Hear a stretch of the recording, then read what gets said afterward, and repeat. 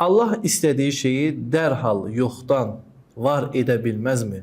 Quran-ı Kerim buyurur ki, Allah bir şeyə ol desə və o da olar. Bəs niyə görə Allah Teala yeri və göyləri yaradarkən deyir ki, mən yeri 6 və yaxud 7 gündə yaratdım.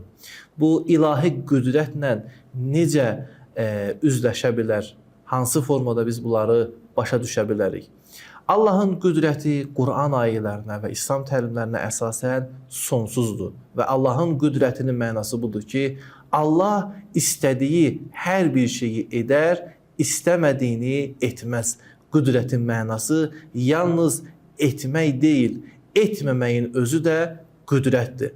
Bu əsasdan Allahın yeri və göyləri 6 gündə, daha doğrusu 6 mərhələdə yaratmasının əsas səbəbi ilahi qüdrətə deyil, bu maddi aləmə qayıdan bir məsələdir. Maddi aləm səbəb, nəticə üzərində qurulduğu üçün Allah Teala buranı 6 mərhələdə yaratmışdı. Huvəl-ləzi xalaqəs-səmavati vəl-ərz fi sittəti əyyamin. Yəni Allah Teala göyləri və yeri 6 gündə, gündə məqsəd, yəni 6 mərhələdə yaratmışdır.